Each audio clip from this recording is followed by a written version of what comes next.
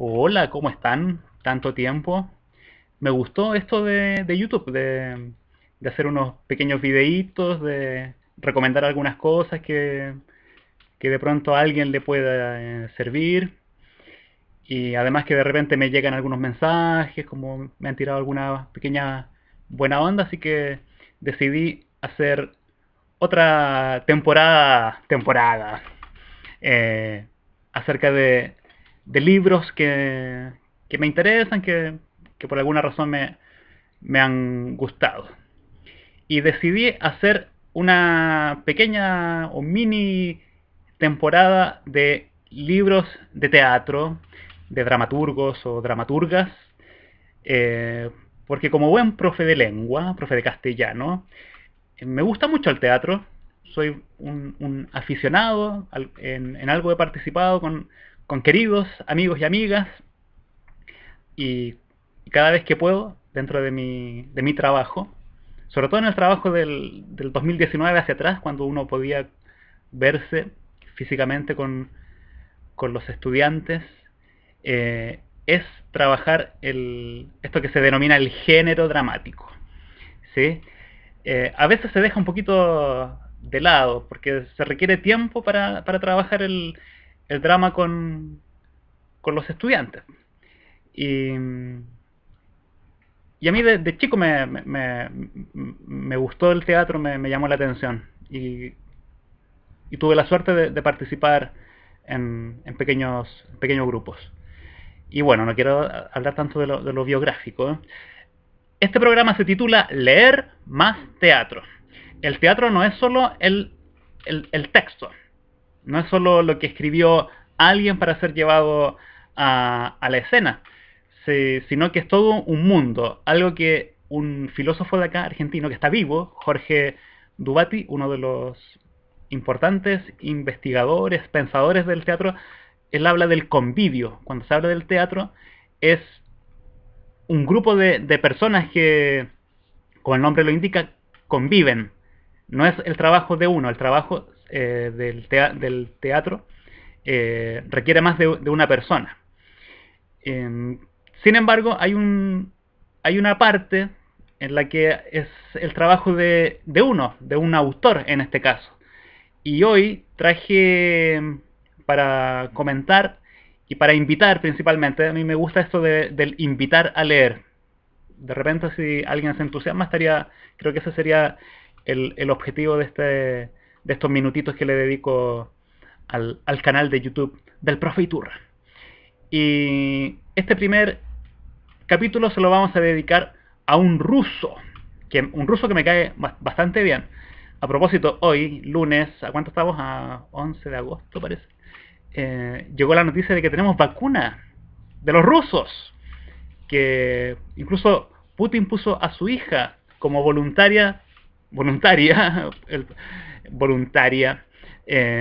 para probar la vacuna y pareciera que va a resultar. ¿Sí? Ojalá. Vamos a ver qué pasa con eso. Qué raro ser voluntario con una vacuna. En fin. Traje para comentar a nuestro querido amigo Anton Chekhov, escritor ruso, nacido en 1860 por ahí y que muere bastante joven. Muere en 1905, 1904, por ahí. Tenía menos de 45 años, si mal no me fallan las matemáticas. Murió de tuberculosis, como otro grande que me gusta, murió como Kafka. Se decía que esa era la enfermedad de los artistas, la tuberculosis.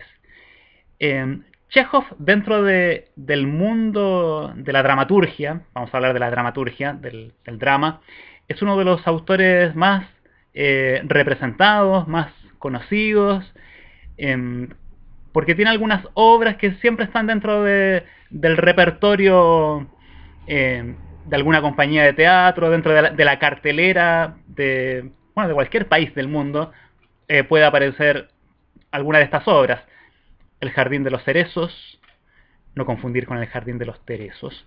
El Tío Vania, Las Tres Hermanas, esas son sus obras como más importantes. Y La Gaviota. Estas obras, que son todas bastante breves, si uno revisa, les voy a mostrar algunas ediciones.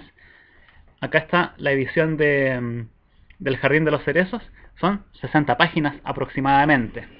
Acá hay otra edición que sacó Losada Océano, donde viene La Gaviota, Las Tres Hermanas y El Tío Vania.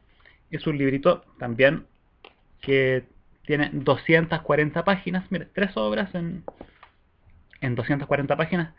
Son obras que se pueden leer en un par de horitas, si uno se concentra y le dedica el tiempo a la lectura.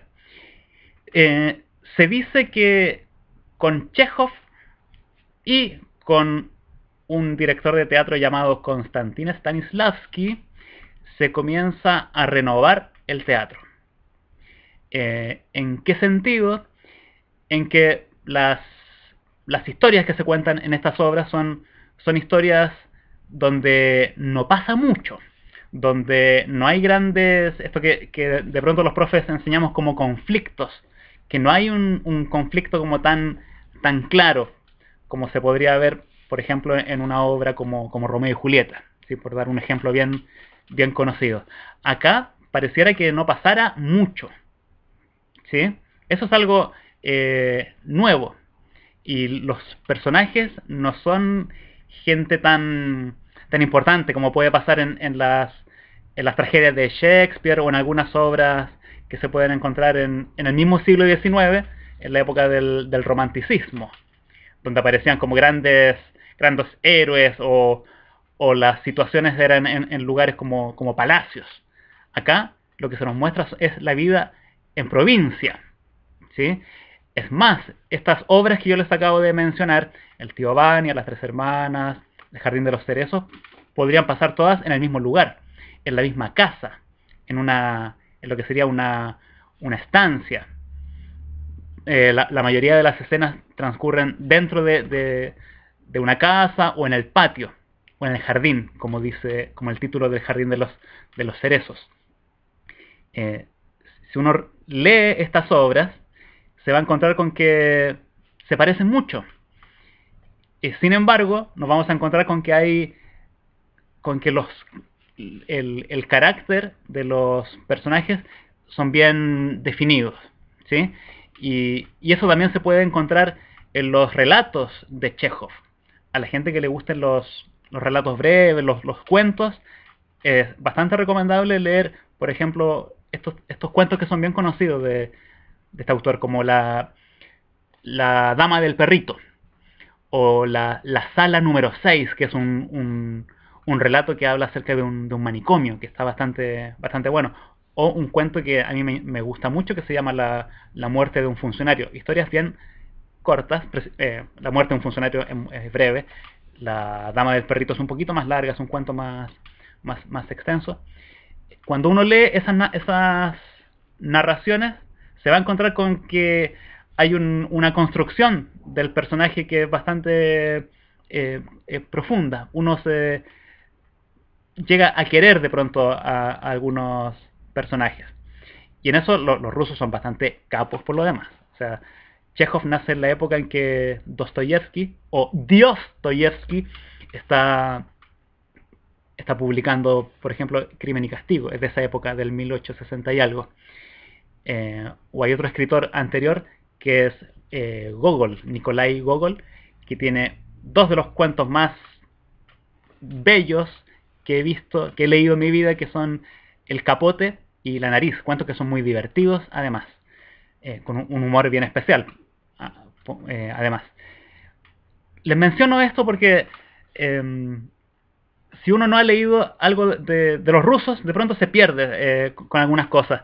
Por ejemplo, con algunas tradiciones, como que las mujeres llevan como segundo nombre, y bueno, los hombres también llevan el patronímico, o sea, el nombre del padre. O sea, una mujer, si tiene si su padre se llamaba Iván, por ejemplo, María, su segundo nombre, su patronímico sería María Ivanovna. O yo, si mi padre se llamara Iván en una obra rusa, yo me llamaría Roberto Ivanovich. ¿Sí? Esos son los patronímicos.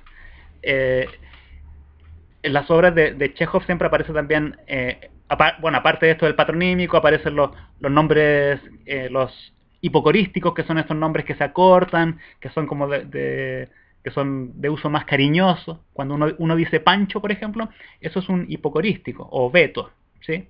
El acortamiento de los nombres. Bueno, en las obras de Chekhov, que además estas que les acabo de mencionar, ustedes las pueden encontrar en YouTube, porque la televisión española de hace algunas décadas transmitía obras de este autor para ser pasadas por la televisión, y se pueden encontrar en este canal. Les decía que Chekhov nos muestra historias sencillas.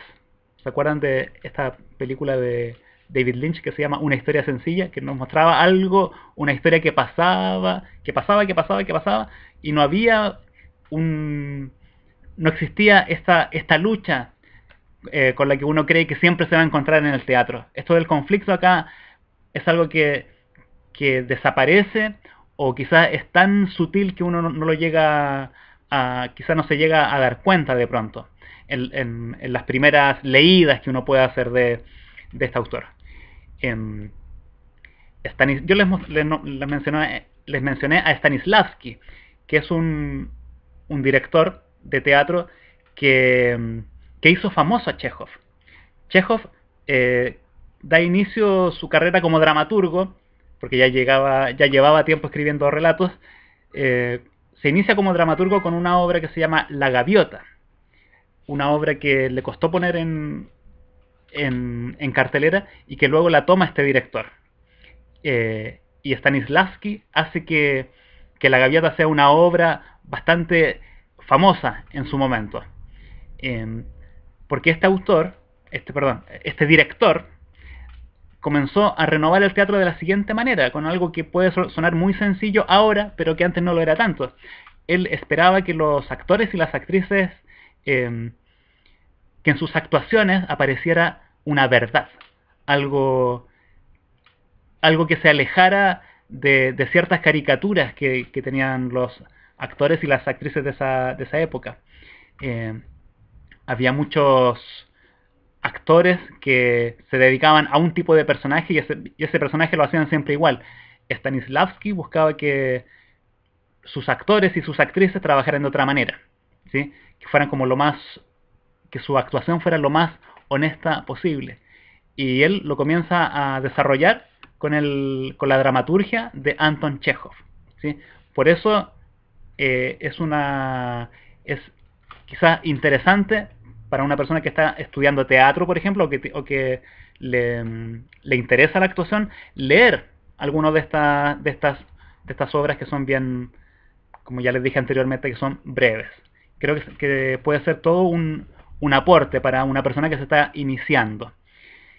Me falta poquito para cerrar. Yo tengo mi aplicación de YouTube, es la más corta, 15 minutos. Hay una obra de Chekhov. Yo les hablé de sus obras cortas. Una de las primeras obras que él escribe, esta es la primera que él escribió, que es Platonov. La Gaviota la escribió después. Esta es una obra que él escribió como a los 18, 19 años. Fíjense, una obra de 360 páginas. Si uno lee esta obra, ya es como para el que quiera investigar. En Platonov aparecen como todos los personajes que después van a aparecer de mejor manera en El Jardín de los Cerezos, en El Tío Vania, etcétera, en esas obras más conocidas. Platonov es una obra que está publicada, que la sacó Losada y que quizás no se conoce mucho.